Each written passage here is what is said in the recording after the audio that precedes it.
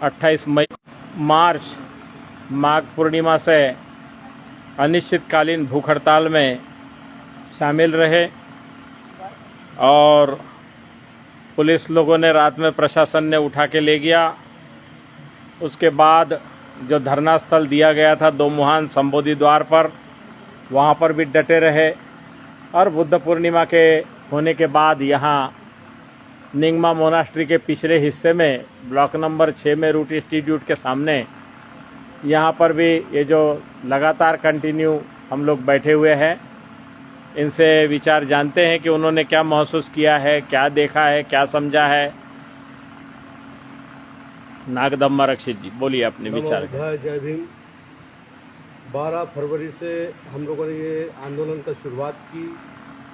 हम केवल मात्र 6-7 भिक्षु थे जिन्होंने शुरुआत की, और जब हम कम थे तो फोरम ने निर्णय लिया कि कुछ लोग यहाँ थे हमारे साथ, उपासक के तौर पे आए थे, उनको हमने सामने बना के शामिल किया। हम 12-13 लोगों ने और कुछ 5-6 उपासक मिलकर आंदोलन की शुरुआत हुई। और जब शुरुआत हुई तो हम तो मतलब हमारे पास कुछ भी नहीं था, हम खाली मतलब नीचे में ताड़पत्री प्लास्टिक डाल के हम बैठे थे। शुरुआत तो हमारी मतलब बहुत ही कम, हमें उम्मीद भी नहीं थी कि हम इतना आंदोलन यहाँ तक खींच के ले जाएंगे। लेकिन और जो भी आता था हमें समर्थन देता था, तो हमें लगता था कि हम आंदोलन हमारा तीव्र गति से आगे जाएगा, तेज होगा। जो भी आता था हमें अपना लगता था। हम नहीं जानते थे कि इसमें दुश्मन भी हमारे बीच में आ रहा है और वो मतलब इस आंदोलन को क्षति पहुंचाना चाहता था। फिर भी आंदोलन चलता रहा। हम लोगों का भूख हड़ताल था। पुलिस प्रशासन उठाने के बाद वो खत्म हुआ। धरने की जगह गए। आपने बहुत सारा वीडियो देखा होगा कि हमारे पास कुछ नहीं था। उपासकों की दान के बदौलत पिंडाल डला। धीरे धीरे आंदोलन की गति भी तेज हुई। लेकिन जैसे जैसे आंदोलन तेज होता गया, कुछ अपनी इच्छा से प्रेरित जो लोग स्वयं घोषित कुछ लोग थे, जो अपना इस आंदोलन का जो अस्तित्व है उसको नष्ट करके अपना अस्तित्व निर्माण करने वाली ताकतें भी वहाँ पे आई और उन्होंने हमारा आंदोलन को नष्ट करने का पूरा प्रयत्न किया। और आंदोलन 3 महीना तक मतलब बहुत अच्छा सुचारू ढंग से चला। सब लोग, हम लोग भी प्रफुल्लित थे। आंदोलन भी वर्ल्ड वाइड ऑल ओवर सबको दुनिया में मालूम हो गया था कि 1949 का जो कानून है, ये संविधान लागू होने के पूर्व का कानून है और ये काला कानून है और संविधानिक कानून है, और उसे नष्ट करना, उसे रद्द करना ही हमारी प्राथमिकता थी। और इसी बात को लेकर हम इस धरना पर बैठे हैं और आगे भी बैठे रहेंगे। जब तक ये कानून निरस्त नहीं होता तब तक हम बैठा रहेंगे। मैं उपासकों, भारत के समस्त उपासकों से निवेदन करूंगा कि वो सच्चाई को जाने, समझे। और वो कौन लोग जो स्वयं घोषित अध्यक्ष हो जाते हैं, बन जाते हैं, मैं भी चाहता तो अगर मैं भी इनमें से फूट कर अगर बाहर जाके मैं भी अपने आप को अध्यक्ष बना सकता हूँ। मैं 4 भिक्षु लेके अपना टीम बना सकता हूँ। और यहाँ पे और भी प्रज्ञावन भंते जी, कोई भी, हर आदमी ये कर सकता है। पर जिन लोगों ने ये किया है तो उपासक ये जाने कि ये गलत कौन है और इनकी चाहत, इनकी मंशा क्या है। हम तो बहुत बिल्कुल सादे तरीके से जो मिल रहा है वो खा रहे हैं। हमने कभी कोई डिमांड नहीं की और बहुत शांतिपूर्ण ढंग से जितना है उसी में हम कोई आंदोलन आगे लेके जाना था। और ऑल इंडिया बुद्धिस्ट फोरम के पास जितना पैसा था, हमारा प्लानिंग लंबा था कि हम साल 1.5 साल भी अगर आंदोलन चलाना चाहे तो हम चलाएंगे, उसको ले जाएंगे वहाँ तक जब तक महाबोधि महाविहार मुक्त नहीं होता। तो हमारे पास जितना संसाधन था तो हम कम से कम खर्चा में सारा आंदोलन को आगे लेके जा रहे थे। पर कुछ तत्व ऐसा है कि जिन्होंने उपासकों के द्वारा आया हुआ दान का गलत इस्तेमाल किया, बहुत सारा पैसा हमसे खर्चा करवा लिया और वहीं से फिर थोड़ा सा मतलब राजनीति एक अच्छा संघ था, उसमें थोड़ा सा फूट आया।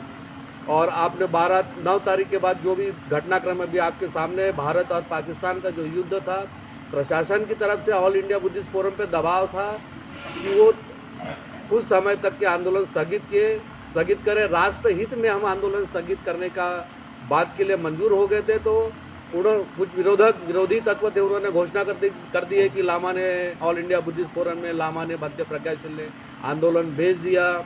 और दुनिया भर का जो उनके पास जितना जो चैनल था, जो बहुजन चैनल था, जो हमारे साथ था लगातार 2.5-3 महीने से जो हमारे साथ था, वो चंद पैसों के लिए बिक गया और उन्होंने हमारे ही खिलाफ बोलना चालू कर दिया। और उनका इतना प्रचार प्रसार कर लिया कि ये जो आंदोलन जो धरना चल रहा है इसके प्रति लोगों के मन में संभ्रम तैयार हुआ। और वो संभ्रम तैयार होने की वजह से मतलब जो एक 2 घंटा आधा घंटा आके जो फोटो खिंचवा के चला जाता है उसको हमारे समाज के लोगों ने बहुत सारा दान भी दिया और उसको हीरो भी बना दिया।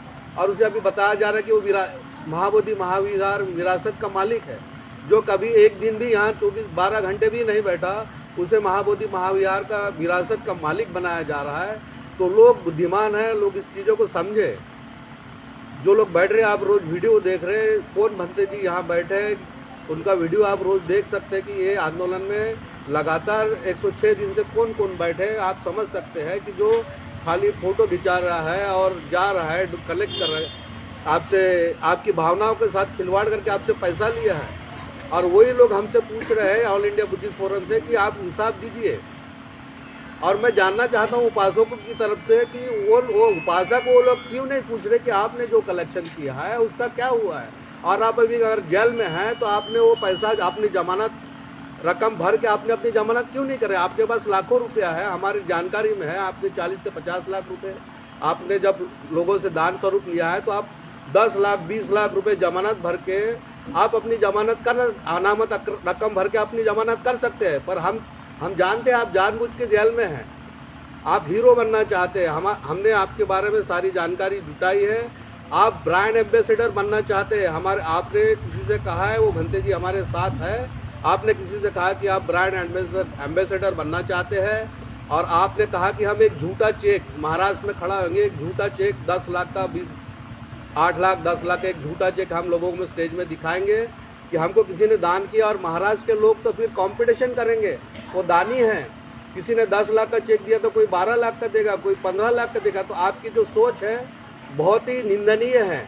और ऐसे लोगों को जो उपासक लोग या महाराष्ट्र के बोलो या भारत के जो उपासक लोग ऐसे लोगों को साथ दे रहे हैं, उन्हें सोचना होगा महाबोधि महाविहार ये हमारी विरासत ही नहीं बल्कि हमारे अस्मिता का सवाल है। और अभी भंते ससाय ने जब आंदोलन किया था तो तब इतना संसाधन नहीं था। आज तो घर घर में ये आंदोलन के बारे में जान चुके हैं।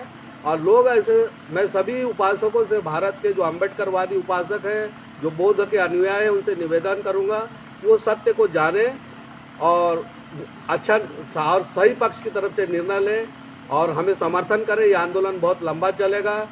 सरकार हमें जब तक ये काला कानून जो है 1949 का रद्द नहीं करता तब तक ये आंदोलन चलेगा। 29 जुलाई को सुप्रीम कोर्ट में हियरिंग है, दोनों तरफ का पक्ष का मतलब सुनवाई होगा, मतलब अपना अपना पक्ष रखने का समय दिया गया है। हो सकता है उसी दिन फैसला या अगली तारीख भी है, लेकिन हमारा वर्षावास शुरू हो जाता है 10 जुलाई से, तो हम ये वर्षावास यहीं करेंगे। और महाबोधि, हम उम्मीद करते हैं कि वर्षावास खत्म होने के पहले महाबोधि महाविहार मुक्त हो जाए। इतना कहकर मैं अपनी बात समाप्त करता हूँ। नमो बुद्धाय।